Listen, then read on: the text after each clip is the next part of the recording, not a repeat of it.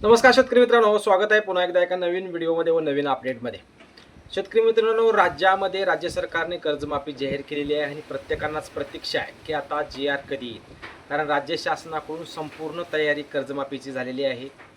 अहवाल त्यांना पोचल्यानंतर मंत्रिमंडळाच्या समोर सादर केल्यानंतर सर्व गोष्टीची तजवीज पूर्ण करण्यात आलेली आहे. आता फक्त प्रतीक्षा राहिलेली आहे, ती म्हणजे आपल्याला जी आरची. राज्य शासनाकडून आता तातडीनं जी आर काढला जाईल आणि जी आर काढल्यानंतर हे स्पष्ट होईल की कोणते शेतकरी यामध्ये पात्र होणार आहेत आणि कोणते शेतकरी यामध्ये अपात्र होणार आहेत. प्रत्येकाने एक उत्सुकता आहे की राज्य शासनाकडून काही गोष्टी स्पष्ट करण्यात आल्या, परंतु अशा दोन गोष्टी आहेत की त्या गोष्टी राज्य शासनाकडून कर्जमाफी जाहीर करण्याची वेळही आली, जी आरही येत आहे काही दिवसामध्ये, तरी पण या गोष्टी स्पष्ट झालेल्या नाहीत. त्यामुळे ह्या गोष्टी जोपर्यंत स्पष्ट झालेल्या नाहीत, याच्या अंदाजे जर सांगायचं झालं शेतकरी मित्रांनो, 2015 व 2017 आणि 2019, जास्तीत जास्त 2017 आणि 2019मध्ये जे शेतकऱ्यांचं कर्ज माफ झालेलं होतं, असे शेतकरी यामध्ये सापडतील का? हा खूप महत्त्वाचा मुद्दा या कर्जमाफीमध्ये अजून स्पष्ट झालेला नाही. दुसरा म्हणजे खरीप हंगाम 2025मध्ये ज्या शेतकऱ्यांनी कर्ज घेतलेलं होतं, अशा शेतकऱ्यांना प्रोत्साहन मिळणार का किंवा कर्जमाफी मिळणार का? कारण खरीप 2025मध्येच अतिवृष्टी झालेली होती आणि त्याच वर्षी त्या शेतकऱ्यांनी कर्ज काढलेलं होतं. त्यामुळं अपेक्षा आहे की त्याही शेतकऱ्यांना या कर्जमाफीमधून लाभ मिळेल.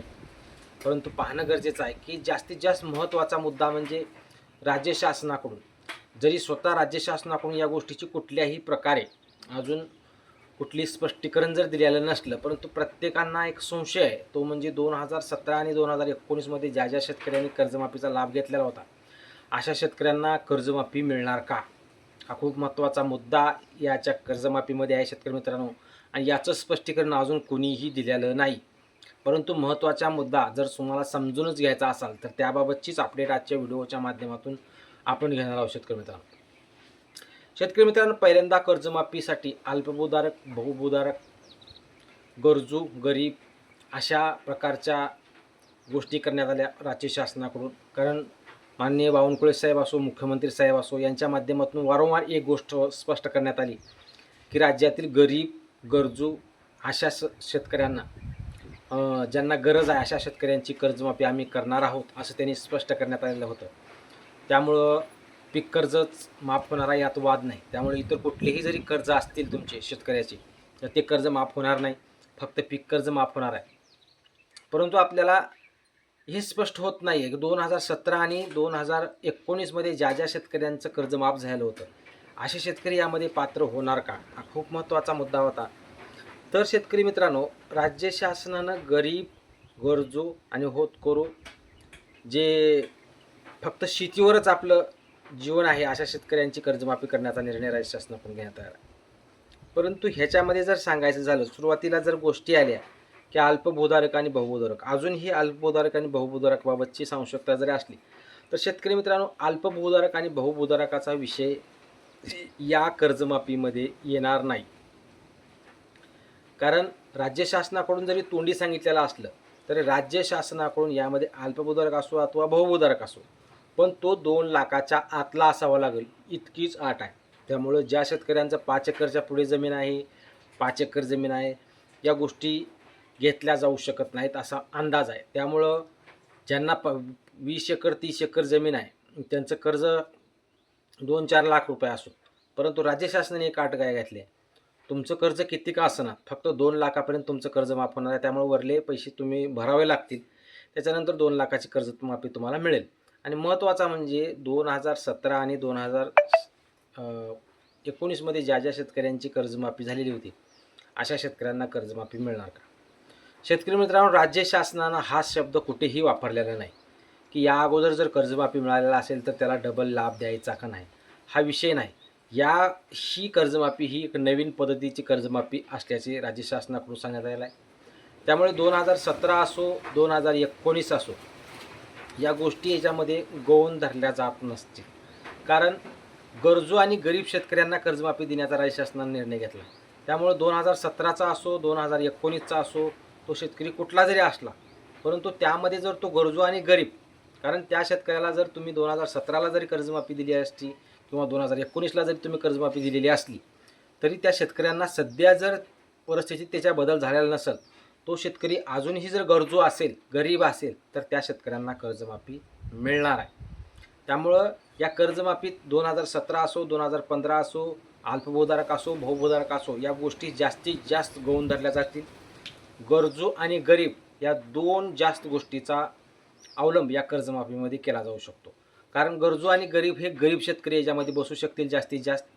बहुभूधारक जरी असेल तर तो बहुभूधारक तो शेतकरी झाला, परंतु त्याचं कर्ज राज्य शासन फक्त 2 लाखापर्यंत माफ करणार आहे.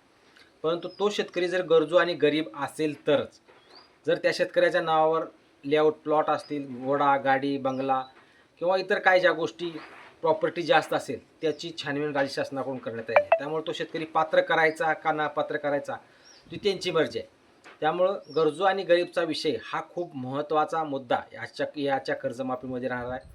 त्यामुळे तो अल्पभूधारक असो, बहुभूधारक असो, लेआउट प्लॉटवाला असो, कोणी का असणार, परंतु राज्य शासनाकडून या गोष्टीची स्पष्टता करण्यात आलेली आहे की तो शेतकरी खरंच या कर्जमाफीसाठी गरजू आहे का, किंवा इतर काय गोष्टी तो कर्ज कशासाठी घेतोय, नेमकं शेती पिकवण्यासाठीच घेतोय का इतर काही गोष्टीसाठी घेतोय, या सर्व गोष्टीचा डाटा बँकर्स कमिटीकडून राज्य शासनाला गेलेला आहे. त्यामुळं तुमचं उत्पन्न असो, तुमची रोजची कर्तबगारी असो, किंवा इतर काही गोष्टी बाहेर तुम्ही घेतलेली प्रॉपर्टी असो, या गोष्टीची जास्तीत जास्त यामध्ये दखल घेतली जाणार आहे. या गोष्टी पाहूनच त्या शेतकऱ्यांना कर्जमाफी द्यायची का नाही हा खूप महत्त्वाचा मुद्दा ह्याच्यामध्ये येऊ शकतो.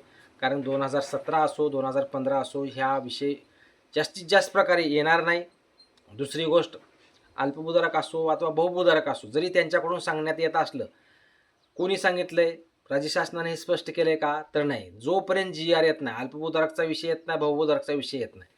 आणि अजून एक गोष्ट, 2017 असो, 2019 असो, असं कुठलीही अट अजून आलेली नाही. परंतु GR जरी राज्य शासनाकडून अजून काढण्यात आलेला नसला शेतकरी मित्रांनो, तरीही जास्तीत जास्त शेतकऱ्यांचा समावेश या कर्जमाफीमध्ये करण्याचा निर्णय राज्य शासनाने घेतलेला आहे.